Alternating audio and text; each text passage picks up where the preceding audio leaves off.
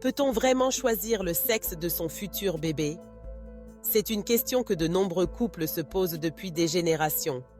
Avoir un garçon, avoir une fille. Et si c'était possible? Mais attention, entre rumeurs, astuces de grand-mère et progrès scientifiques, il faut savoir faire le tri. Commençons par la base. Le sexe d'un bébé est déterminé au moment de la fécondation. Chaque être humain possède 23 paires de chromosomes. La 23e paire, celle qui nous intéresse ici, détermine le sexe. La femme donne toujours un chromosome X. L'homme, lui, peut transmettre soit un X, soit un Y.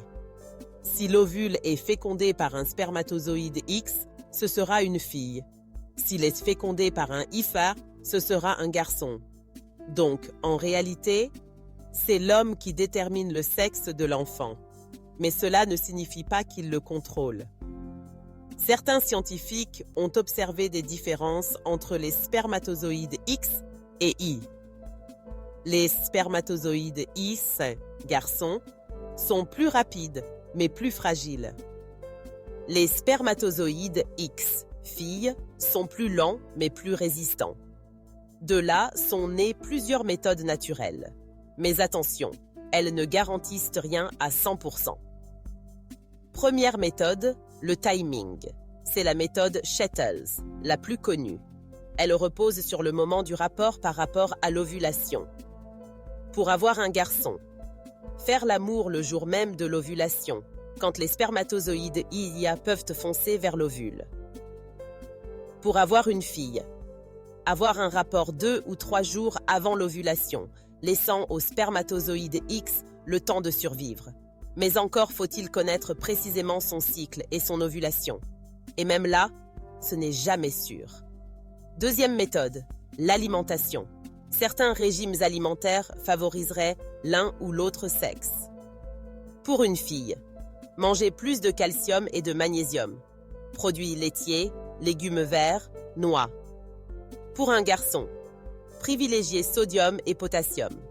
Aliments salés, bananes, viande rouge. Ce type de régime est à suivre plusieurs semaines avant la conception. Mais là encore, les résultats sont variables et non garantis. Troisième méthode, le calendrier chinois. Très populaire sur Internet. Il associe l'âge de la mère et le mois de conception pour prédire le sexe du bébé. Mais soyons clairs, aucune base scientifique, juste une croyance culturelle. Et maintenant, parlons des méthodes médicales. En laboratoire, il est possible de séparer les spermatozoïdes X et Y grâce à des techniques comme le tri des spermatozoïdes, microsortes. Il existe aussi le diagnostic préimplantatoire, utilisé dans le cadre d'une fécondation in vitro. On analyse les embryons pour détecter des maladies génétiques liées au sexe, et on choisit. Mais ces techniques sont strictement encadrées, voire interdites dans certains pays, notamment en Europe, si ce n'est pas pour une raison médicale sérieuse. Pourquoi? Parce que choisir le sexe d'un enfant pose de graves questions éthiques.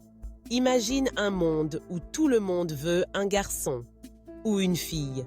On risque des déséquilibres démographiques, des discriminations, des dérives. C'est pourquoi de nombreux pays interdisent la sélection du sexe sans raison médicale. Et rappellent une vérité simple. Un enfant, qu'il soit fille ou garçon, est une bénédiction.